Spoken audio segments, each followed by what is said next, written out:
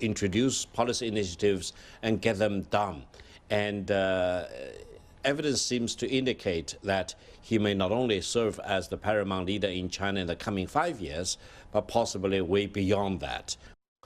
Victor Gao speaking to us a little earlier. Well, Anne Lee is an expert on China's economic relations and a former professor at Beijing University. She joins us now from New York. Do you agree with Victor Gao that this bodes well for China? I mean, it's a huge concentration of power in, well, it's almost the cult of the personality of Mao Zedong.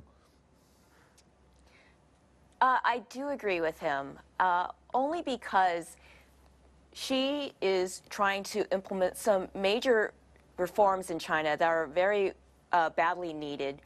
And the only way he's going to be able to do that is by consolidating all this power around him, because there are going to be some unpopular moves that will cause a lot of people to go unemployed. People will lose money, and this can create social unrest. And so Xi Jinping is going to go through a challenging period in order to get these reforms through, and that is why this consolidation of power will be good for China, at least in the short run while he's in power. I mean, just look at some of those areas. So the move away from heavy industry, the move away from real estate, all those ghost cities that have been built. Is that what you're saying, that people will lose money there? Yes, that's exactly what I'm pointing to, right. Okay, and because a lot of...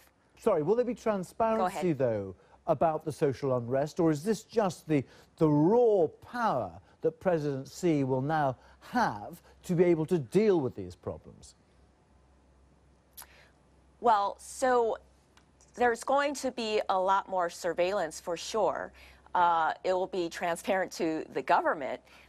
They have basically implemented drones to circulate cities. They have clearly asked internet companies to be very watchful for certain terms and to monitor activity online as well as offline. So yes, there's going to be tracking and transparency in terms of who's doing what. And some people may see this as very foreboding and scary of Big Brother.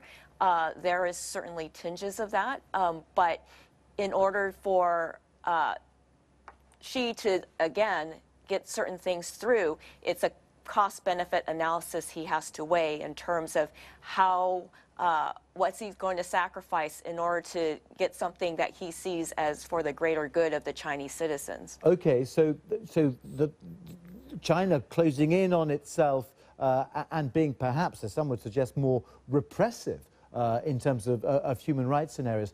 Just on the point of the new Politburo and the Standing Committee, it feels very old-fashioned in terms of the representation of women, for example. I mean, so he's got these future ideas for the 21st century, but women don't seem to be playing much of a part in that. Well, that certainly could be a point of criticism. I think that he's looking for folks who he can rely on, and maybe gender is a factor, maybe it's not. Maybe he's just looking for who would help him accomplish his goals in the most effective way, and that may be regardless of gender. So it's hard to read too much into that. Certainly, you know, he has a lot at stake, and I'm sure he's given it a lot of thought in terms of, you know, what views are represented there. And just in a word, I mean, is he going to be around a long time? You expect him to be in power for more than just the next 5 years? I expect so.